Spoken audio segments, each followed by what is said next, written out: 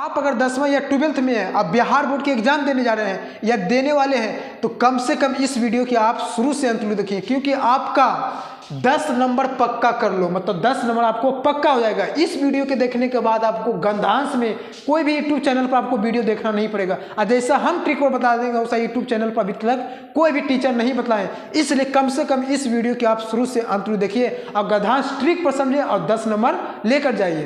तो इसका ट्रिक क्या है, तो देखिए ट्रिक इसका बोल रहा है कि पहले इसको एक बार या 2 बार पढ़ लीजिए। ट्रिक इसका एक ही बार है कि इसका एक बार या 2 बार पढ़ लीजिए।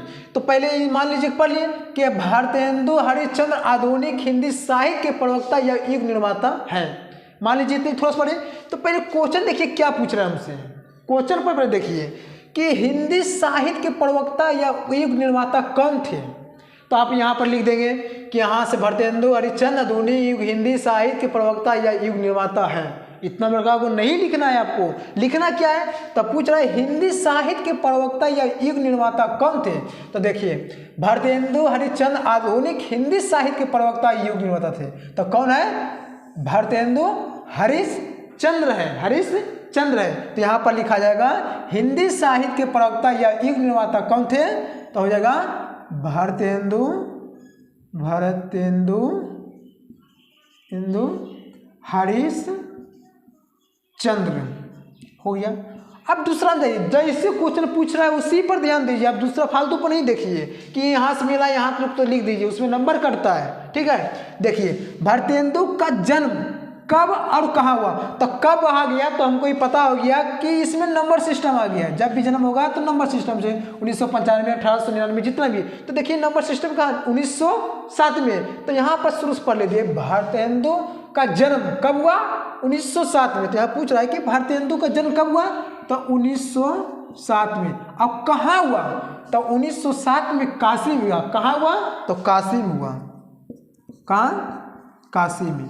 जैसे बोल रहे थे उसे कम से कम नहीं, इसको 2 बार 3 बार आपको पढ़ना होगा। हम वीडियो बनाने से पहले इसको 2 बार 3 बार पढ़ लिए, इसलिए आपको भी 2 बार 3 बार पढ़ना है। अगर हम अभी पढ़ेंगे तो ये वीडियो लंबा हो सकता है, इसलिए ट्रिक पर माध्यम से हम अभी तो शॉर्ट में समझा रहे हैं। देखिए बोला इन्होंने कब से काव्य रचना प्रारंभ की। तो कब आ गया तो समझ लीजिए नंबर सिस्टम। फिर बोल रहा है कब आ गया तो क्या बोल रहा है, नंबर सिस्टम। तो देखिए नंबर सिस्टम कहाँ है, देख ले जाइए। नंबर सिस्टम जहाँ मिलेगा, देखिए यहाँ मिल गया ना 35 मिल गया। अब हमसे क्या पूछा, इन्होंने कब से काव्य रचना की। तो इसके जहाँ से थी वह शुरू से पढ़ लीजिए। 35 वर्ष की अल्प आयु में ही इन्होंने हिंदी की आस्मिकरणीय सेवा की। 7 वर्ष की उम्र से ही इन्होंने काव्य रचना प्रारंभ की। काव्य रचना यहाँ पूछा था कि काव्य रचना कब से प्रारंभ की, तो 35 वर्ष की उम्र में। कितना, 35 वर्ष की आयु में हो गया। अब यहाँ पर देखिए भारतेंदु की प्रतिभा चतुर्मुख थी। कैसे, तो अब यहाँ पर देखिए जहाँ पर मिलता है भारतेंदु की प्रतिभा चतुर्मुख, तो वहाँ पर सीधे जाइए। देखिए भारतेंदु की प्रतिभा चतुर्मुख थी क्योंकि, तो काव्य आ गया, नाटककार थे, निबंधकार थे, पत्रकार, सभी रूप में ही अद्वितीय है। तो यहाँ पर क्या लिखा गया, कवि। क्यों पूछ रहा है, प्रतिभा की प्रतिभा, मतलब भारतेंदु की प्रतिभा चतुर्मुख थी। तो ये तो हो ही गया कि भारतेंदु की प्रतिभा चतुर्मुख थी। तो कैसे, तो कैसे मतलब क्या है, कवि। तो लिखा जाएगा कवि क्या है, नाटककार,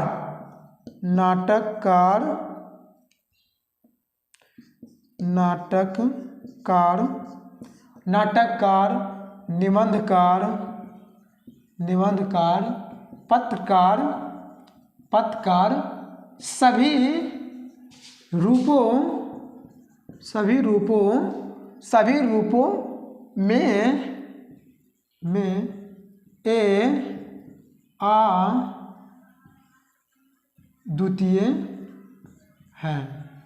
ठीक है, अब देखिए लास्ट क्वेश्चन की पूछ रहा है हमसे कि भारतेंदु किस रूप में हिंदी के जन्मदाता माने जाते थे। किस रूप में, फिर से देखिए भारतेंदु किस रूप में हिंदी के जन्मदाता माने जाते थे। तो अब यहाँ पर देखिए आधुनिक हिंदी गद्य साहित्य के जन्मदाता माने जाते थे।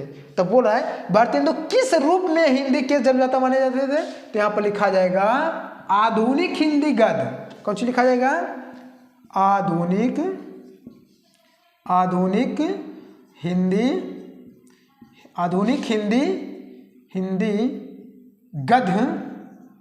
गद्य साहित्य के जन्मदाता माने जाते थे। अगर आप अगर ट्रिक आप मान लीजिए कि एकदम आपने एग्जाम में अगर ये ट्रिक लगाते हैं तो आपको 10 नंबर कहीं भी आपको कहीं नहीं जाएगा। और इस वीडियो के देखने के बाद आपको कहीं दिक्कत गणित में नहीं हुआ होगा। अगर आपको दिक्कत नहीं हुआ है तो अपने दोस्तों के साथ इस वीडियो के अधिक से अधिक शेयर करें। मिलते हैं नेक्स्ट वीडियो में। जय हिंद, जय